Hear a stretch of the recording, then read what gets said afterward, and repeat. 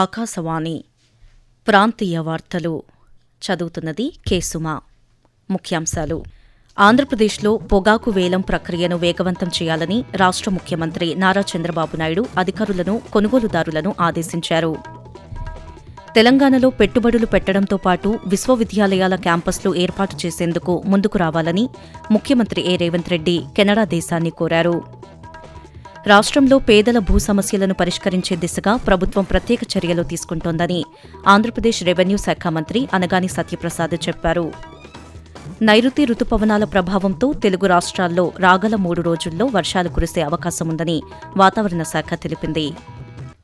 వార్తల వివరాలు.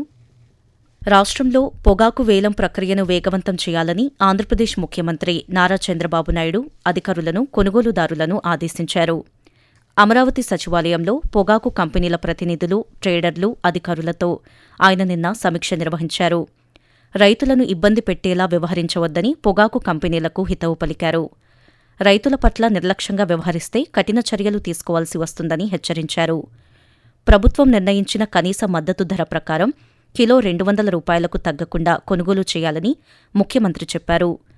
రైతుల వద్ద ఉన్న మొత్తం పొగాకు కొనుగోలు జరగాలని స్పష్టం చేశారు. తెలంగాణలో పెట్టుబడులు పెట్టడంతో పాటు క్యాంపస్లు ఏర్పాటు చేసేందుకు కెనడా విశ్వవిద్యాలయాలు ముందుకు రావాలని ముఖ్యమంత్రి రేవంత్ రెడ్డి పిలుపునిచ్చారు. భారత్లో కెనడా హై కమిషనర్ క్రిస్టోఫర్ కూటర్ ముఖ్యమంత్రి రేవంత్ రెడ్డితో నిన్న హైదరాబాదులో సమావేశమయ్యారు. ఈ సమావేశంలో మూసీ నది పునరుజ్జీవ ప్రాజెక్ట్, హైదరాబాద్ మెట్రో రైల్ విస్తరణ, ఫ్యూచర్ సిటీ వంటి ప్రాజెక్టుల్లో కెనడా భాగస్వామ్యానికున్న అవకాశాలను ఇరువురు చర్చించారు. ఈ సందర్భంగా ముఖ్యమంత్రి రేవంత్ రెడ్డి మాట్లాడుతూ, ప్రపంచంలోని ఫార్చ్యూన్ 500 కంపెనీల బీసీసీలు హైదరాబాద్ను కేంద్రంగా ఎంచుకుంటున్నాయని తెలిపారు. కెనడాకు చెందిన ప్రముఖ విశ్వవిద్యాలయాలు హైదరాబాద్లో మల్టీ యూనివర్సిటీ క్యాంపస్ ఏర్పాటు చేసే అవకాశాన్ని పరిశీలించాలని రేవంత్ రెడ్డి సూచించారు. రాష్ట్రంలో మహిళా పారిశ్రామికవేత్తలను ప్రోత్సహించడం ద్వారా కుటుంబాల ఆర్థికాభివృద్ధితో పాటు పట్టణ ఆర్థిక వ్యవస్థ మరింత బలోపేతమవుతుందని ఆంధ్రప్రదేశ్ పురపాలక శాఖ మంత్రి పొంగూరు నారాయణ అన్నారు. ఒక కుటుంబం ఒక పారిశ్రామికవేత్త కార్యక్రమంలో భాగంగా పట్టణ పేదరిక నిర్మూలన సంస్థ మెప్మా రాష్ట్ర పురపాలక శాఖ ఆధ్వర్యంలో అమరావతిలోని సిఆర్డీఏ కార్యాలయంలో నిన్న వ్యాపార భాగస్వామ్యుల సదస్సు నిర్వహించారు. ఈ కార్యక్రమం ద్వారా ప్రతి పట్టణ పేద కుటుంబానికి కనీసం ఒక సుస్థిర జీవనోపాధి వ్యాపారాన్ని అందించాలనే రాష్ట్ర ప్రభుత్వ సంకల్పాన్ని కార్యరూపంలోకి తీసుకొస్తున్నామని మంత్రి నారాయణ అన్నారు.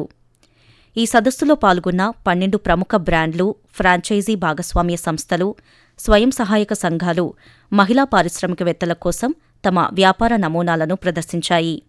అనంతరం మెప్మా మిషన్ డైరెక్టర్, భాగస్వామ్య సంస్థల మధ్య అవగాహన ఒప్పందాలు జరిగాయి. ఆంధ్రప్రదేశ్ ప్రభుత్వం అమలు చేస్తున్న సంక్షేమ పథకాలు, అభివృద్ధి కార్యక్రమాలను మరింత వేగంగా ప్రజల్లోకి తీసుకువెళ్లేందుకు డిజిటల్ కమ్యూనికేషన్ వ్యవస్థను బలోపేతం చేయాలని రాష్ట్ర సమాచార, గృహ నిర్మాణ శాఖ మంత్రి కొలుసు పార్థసారథి సంబంధిత అధికారులను ఆదేశించారు. గుంటూరు జిల్లా తాడేపల్లిలోని ఆంధ్రప్రదేశ్ డిజిటల్ కార్పొరేషన్ కార్యాలయాన్ని మంత్రి నిన్న సందర్శించి సంస్థ కార్యకలాపాలపై సమీక్ష నిర్వహించారు.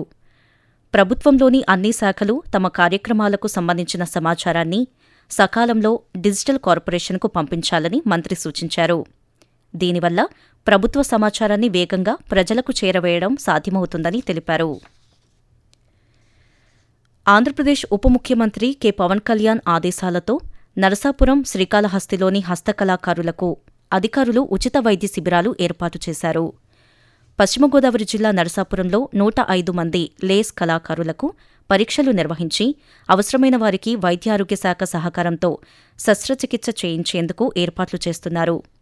చిన్నపాటి దృష్టి సమస్యలు ఉన్న 21 మందికి కళ్లజోళ్లు ఇప్పించేలా ఏర్పాట్లు చేశారు.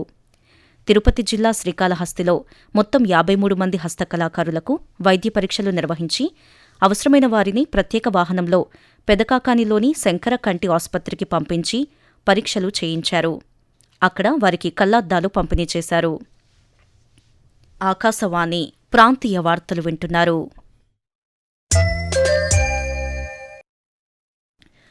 రాష్ట్రంలో పేదల భూ సమస్యలను పరిష్కరించే దిశగా ప్రభుత్వం ప్రత్యేక చర్యలు తీసుకుంటోందని ఆంధ్రప్రదేశ్ రెవెన్యూ శాఖ మంత్రి అనగాని సత్యప్రసాద్ చెప్పారు. కృష్ణా జిల్లా ఉయ్యూరులో నూతనంగా నిర్మించిన తహసీల్దార్ కార్యాలయ భవనాన్ని ఆయన నిన్న ప్రారంభించారు. ఈ సందర్భంగా మంత్రి మాట్లాడుతూ రాష్ట్రంలో గ్రామ సభలు, రెవెన్యూ సదస్సుల ద్వారా ప్రజల నుంచి భారీ సంఖ్యలో వచ్చిన వినతులను స్వీకరించి ఒక్కొక్కటిగా పరిష్కరిస్తున్నామని తెలిపారు. రాష్ట్రంలో పేదలకు భూమి హక్కులు కల్పిస్తూ పారదర్శకమైన, సరళీకృతమైన రెవెన్యూ పరిపాలన అందించడమే కూటమి ప్రభుత్వ ప్రధాన లక్ష్యమని మంత్రి పేర్కొంటూ, మేము ఎక్కడికి వెళ్ళినా కూడా ఎక్కువగా మాకు వచ్చిన సమస్యలు గ్రీవెన్సెస్ ఏదైనా ఉన్నా కూడా అది రెవెన్యూ సమస్య. మేము గ్రామ సభలు పెట్టాము, రెవెన్యూ సదస్సులు పెట్టాము. దాదాపుగా 7.5 లక్షల పైచీలకు మా గ్రీవెన్స్ వచ్చినాయి. అన్ని కూడా సాల్వ్ చేసుకుంటూ వస్తా ఉన్నాం. అలాగే రీసర్వే అయితే గతంలో అయినటువంటి గ్రామం అన్నింటిలో కూడా మళ్ళీ రీసర్వే చేసి ఎక్కడ సమస్యలు ఉన్నాయని కూడా పరిష్కారం చేస్తా ఉన్నాం. రాష్ట్రంలో ఎక్కడెక్కడైతే పెద్ద పెద్ద సమస్యలు ఉన్నాయని కూడా కనుక్కొని చేస్తాం. అలాగే కలెక్టర్లు, మా ఆర్డీఓలు, ఎంఆర్ఓలు కూడా క్షేత్రస్థాయిలో పర్యటించి ప్రతి నియోజకవర్గంలో కూడా పర్యటించి అక్కడ సమస్యలు ఐడెంటిఫై చేసి ఏది చేయగలమో అన్ని కూడా చేస్తా ఉన్నాం. మీ భూమి మీ హక్కు కార్యక్రమంలో భాగంగా ఆంధ్రప్రదేశ్ ముఖ్యమంత్రి నారా చంద్రబాబు నాయుడు ఈరోజు నంద్యాల జిల్లా బనగానపల్లెలో పర్యటించనున్నారు. ఈ సందర్భంగా రీసర్వే పూర్తయిన గ్రామాల రైతులు, భూ యజమానులకు రాజముద్రతో కూడిన పట్టాదారు పాసు పుస్తకాలను పంపిణీ చేయనున్నారు. పర్యటనలో భాగంగా ముఖ్యమంత్రి ఈరోజు ఉదయం బనగానపల్లె చేరుకుని తహసీల్దార్ కార్యాలయంలో ప్రజలకు అందుతున్న సేవలను పరిశీలించడంతో పాటు రైతులతో ముఖాముఖి నిర్వహించనున్నారు. అనంతరం బహిరంగ సభలో పాల్గొని పట్టాదారు పాసు పుస్తకాలను పంపిణీ చేయనున్నారు. రాబోయే రోజుల్లో అర్హులైన మరో 3 లక్షల మందికి ప్రభుత్వం పెన్షన్లు మంజూరు చేయనుందని తెలంగాణ కార్మిక శాఖ మంత్రి వివేక్ తెలిపారు.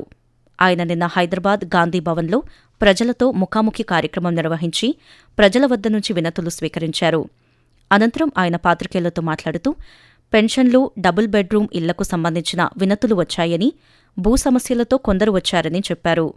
కొన్ని సమస్యలను అప్పటికప్పుడే సంబంధిత అధికారులతో మాట్లాడి పరిష్కరించామని మంత్రి తెలిపారు. ఆంధ్రప్రదేశ్ రాష్ట్రంలోని అన్ని సంక్షేమ గురుకులాల అభ్యున్నతికి ప్రభుత్వం ప్రాధాన్యమిస్తోందని బీసీ సంక్షేమ, చేనేత, జౌళి శాఖల మంత్రి ఎస్. సవిత చెప్పారు.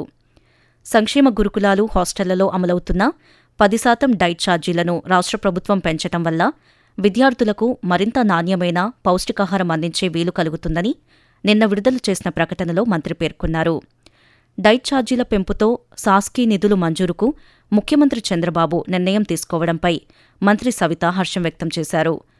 బీసీ గురుకులాల్లో నాణ్యమైన విద్యతో పాటు రుచికరమైన పౌష్టికాహారం అందిస్తున్నామని మంత్రి సవిత అన్నారు. వాతావరణం. నైరుతి రుతుపవనాల ప్రభావంతో తెలుగు రాష్ట్రాల్లో రాగల 3 రోజుల్లో వర్షాలు కురిసే అవకాశముందని వాతావరణ శాఖ తెలిపింది. ఆంధ్రప్రదేశ్లోని రాయలసీమ ప్రాంతాల్లో ఈరోజు తేలికపాటి నుంచి ఓ మోస్తరు వర్షాలు కురిసే అవకాశముందని అమరావతిలోని వాతావరణ కేంద్రం తెలిపింది.